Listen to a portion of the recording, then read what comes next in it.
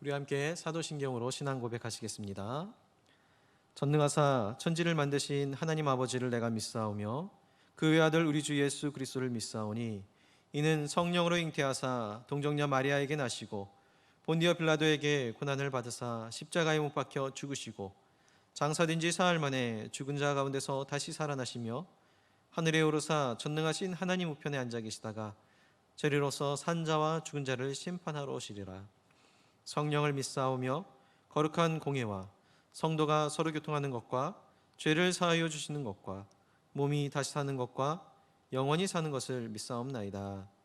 아멘. 찬송가 425장 주님의 뜻을 이루소서 함께 찬송하시겠습니다. 찬송가 425장입니다.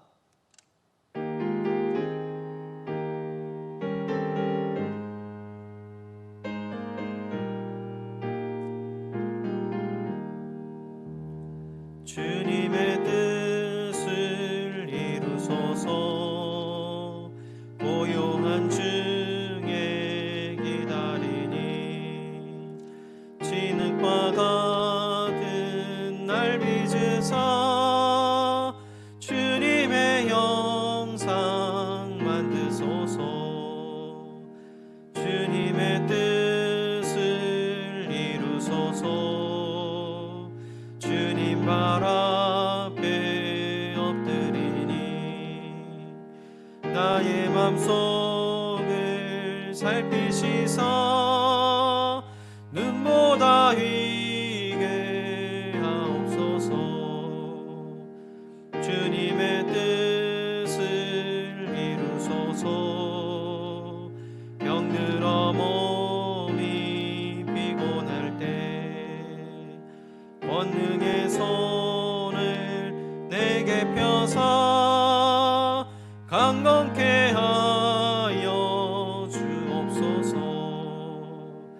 주님의 뜻을 이루소서. 온전히 나를 주장하사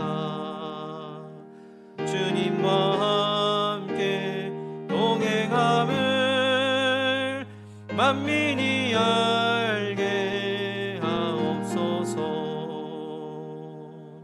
아멘.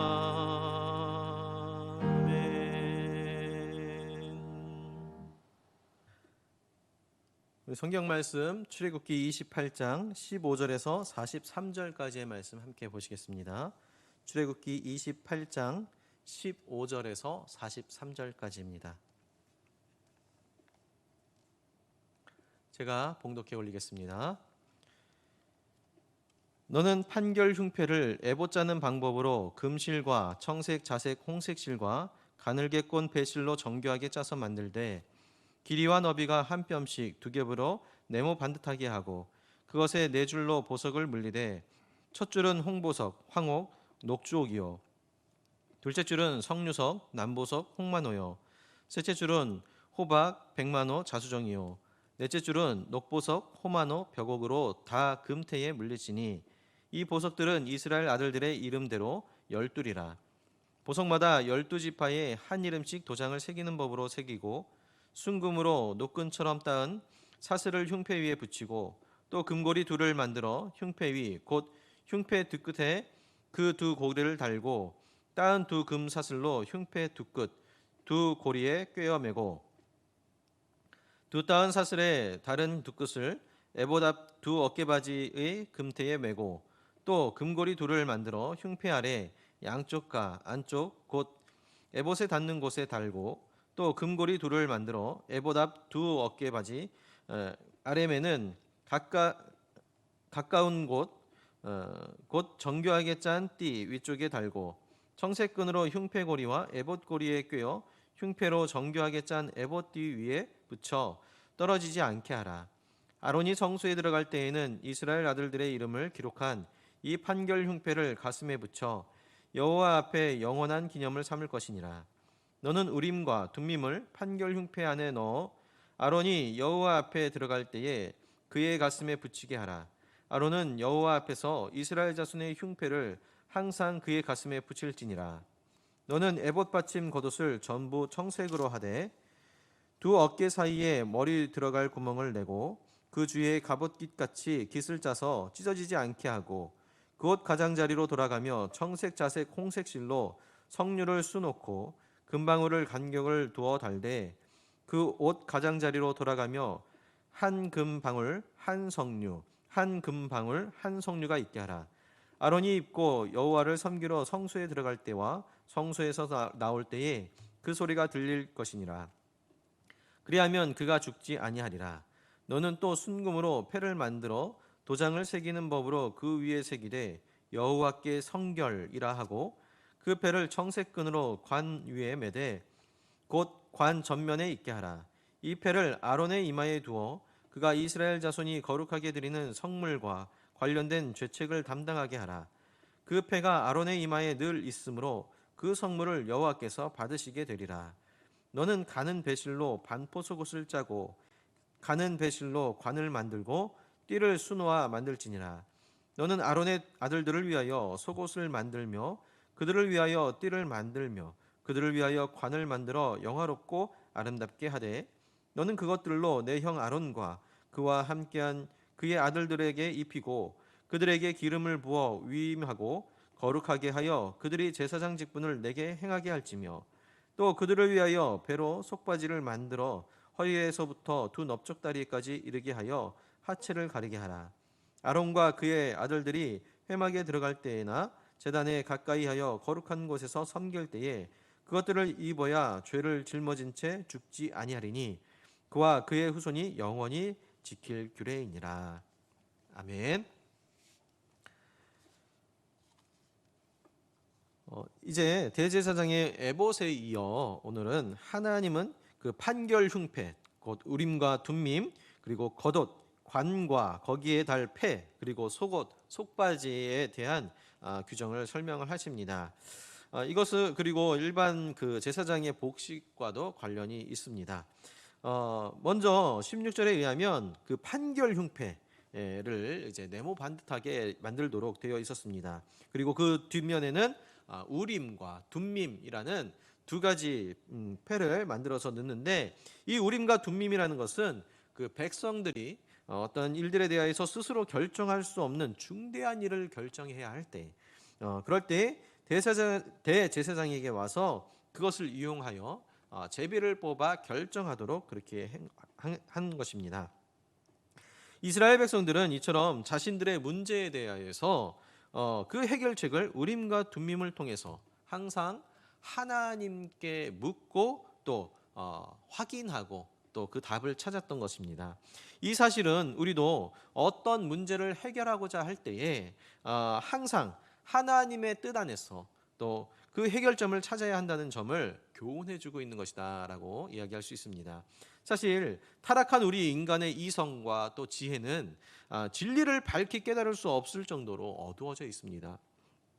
그래서 우리 인간에는 그 인생의 문제와 같이 중요한 문제를 해결할 수 없는 그러한 능력의 상태에 있게 된 것입니다. 따라서 우리는 스스로 해결할 수 없는 그 문제에 직면하게 될 때 어떻게 해야 할까요? 그것은 오직 전지하시고 또 전능하신 하나님께 묻고 또 그에게 해결책을 얻어야 하겠습니다. 그렇지 않고 우리가 우리 자신의 생각이나 다른 사람의 생각을 의지하여서 살아갈 때는 우리는 그릇된 길로밖에 갈 수 없는 그런 사람입니다. 여러분, 우리가 주일마다 이제 사무엘상의 말씀들을 살펴보고 있는데 대표적으로 사울 왕을 보십시오. 그는 하나님의 백성을 다스리는 왕으로 세움 받았음에도 불구하고 하나님께 뜻을 묻지 않음으로써 그의 인생이 폭망한 것을 볼 수가 있습니다. 이처럼 하나님의 뜻을 묻지 않고 자신의 생각대로 모든 것을 판단하고 결정하는 것은 스스로 파멸하는 존재 밖에 될 수 없는 것입니다. 그러므로 우리는 우리의 인생의 문제를 하나님의 뜻을 묻고 또 그 뜻대로 행하는 저와 여러분이 될 수 있기를 소망합니다. 그리하면 우리의 삶은 하나님의 인도하심을 따라서 형통하게 될 줄로 믿습니다.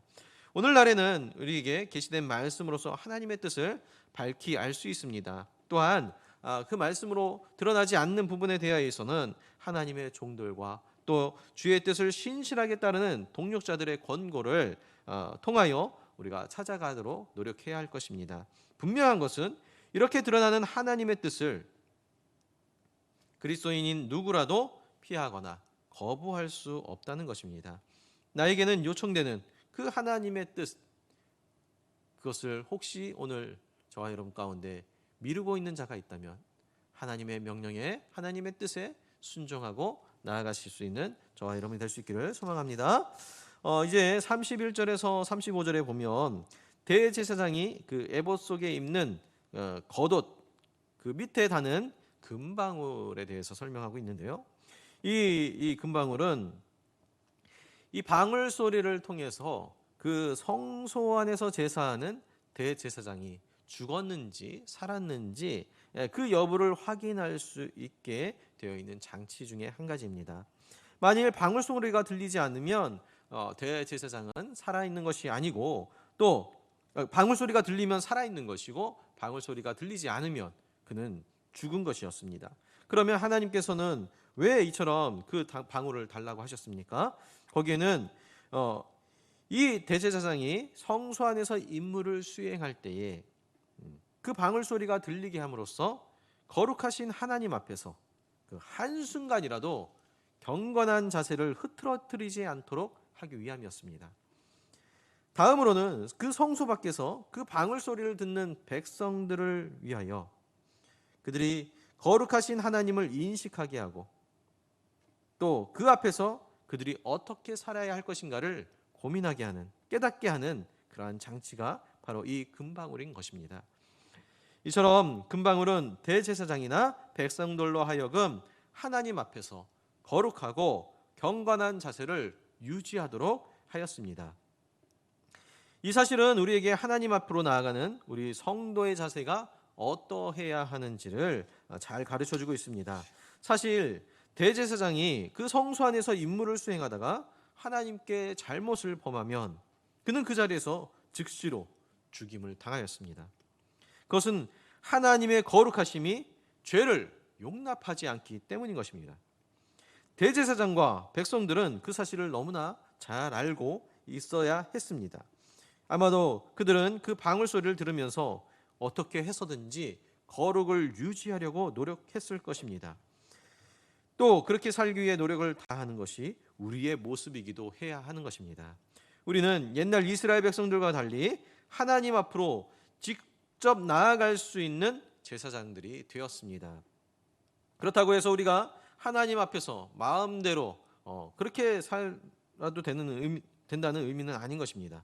오히려 우리가 하나님 앞에서 그 봉사하는 제사장들이 누구보다 경건하고 또 성결해야 했듯이 우리도 영적인 제사장으로서 구약의 제사장들 못지않게 거룩하고 정결하도록 노력해야 할 것입니다. 그것이 바로 하나님 앞에 서는 성도들의 합당한 자세인 것입니다. 하나님을 경외하는 가운데 우리는 모든 더러운 것으로부터 우리 자신을 거룩하고 경건한 자로 지켜가도록 노력해야 할 것입니다. 혹여 악한 습관을 아직도 끊지 못하고 있다면 그 습관에서 변화시켜 가도록 노력해야 할 것입니다. 사도 바울은 고린도후서 7장 1절에 이렇게 말하고 있습니다. 그런즉 사랑하는 자들아, 이 약속을 가진 우리가 하나님을 두려워하는 가운데서 거룩함을 온전히 이루어 육과 영의 온갖 더러운 것에서 자신을 깨끗게 하자고 말했습니다. 그렇습니다. 하나님께 예배하는 자의 그 삶의 모습은 바로 이러해야 하는 것입니다. 하나님은 그러한 자의 예배를 받으십니다. 항상 거룩하고 정결하기 위하여 여러분 수고하고 노력하는데 열심을 내시는 저와 여러분이 될 수 있기를 소망합니다.